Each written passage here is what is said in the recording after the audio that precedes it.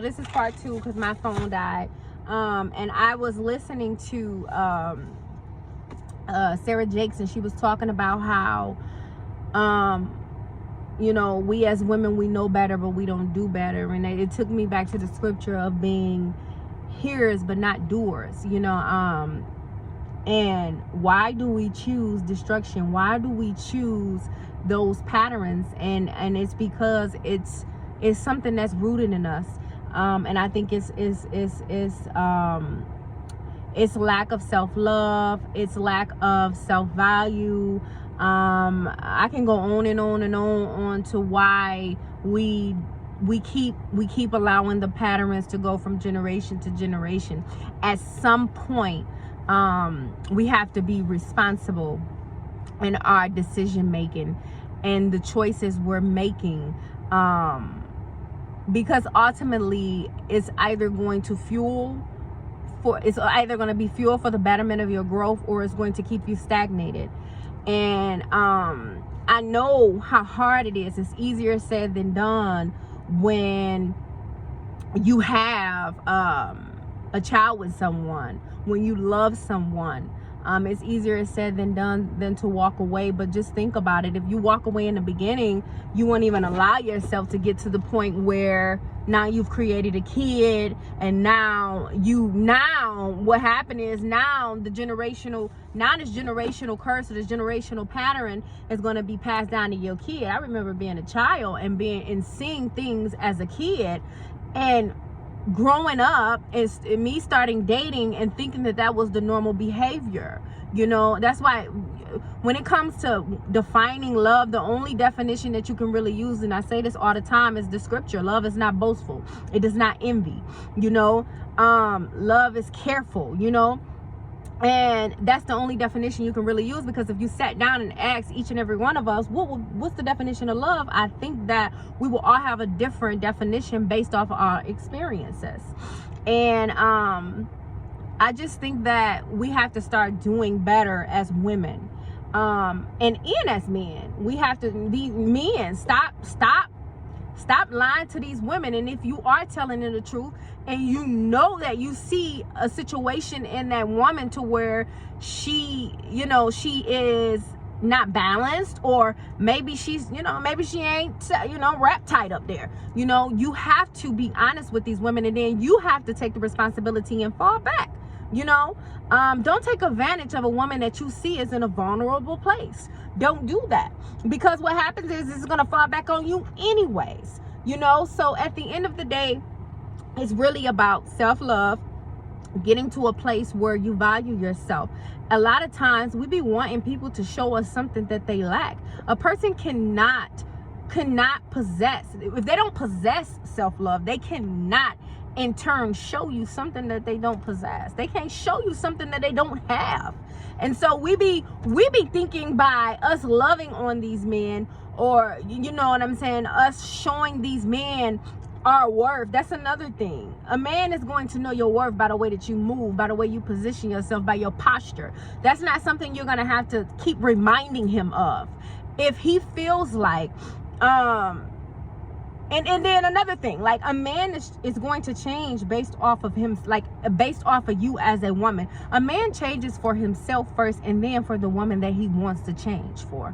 You know, a lot of time I've asked men that I've dated. I've only had a few serious relationships, but looking back, I wanted them to be something that they weren't capable of being for me.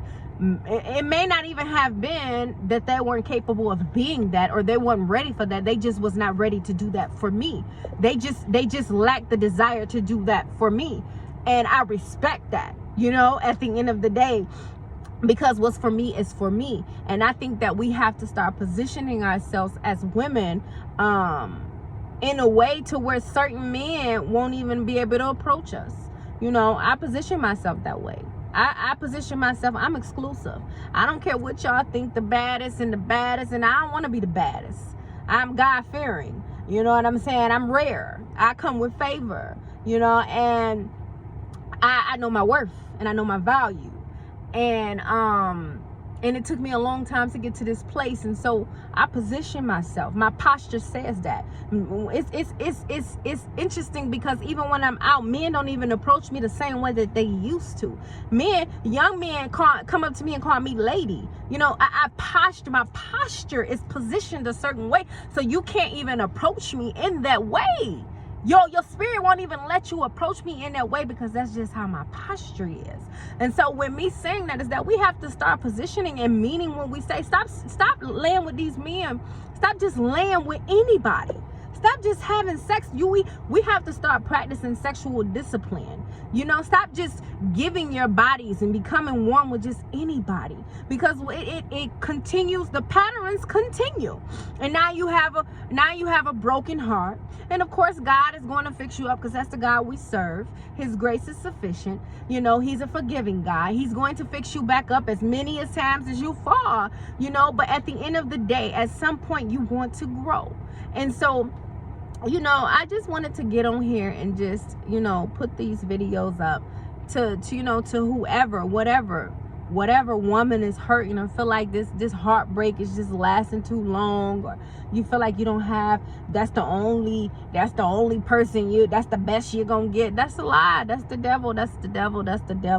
It seemed like it seemed like God is showing me He's taking me up higher and higher. Like the caliber of man that I meet is just getting more higher and higher. You know, that's because my spirit is growing. That's because my posture is changing. You know what I'm saying? That's because my light is shining. You see the glory of God on me. You see His favor on me. You see my positioning, you know, and either you're going to run or you're going to get in accordance, and you're going to pursue it, you know, with consistency and with purpose.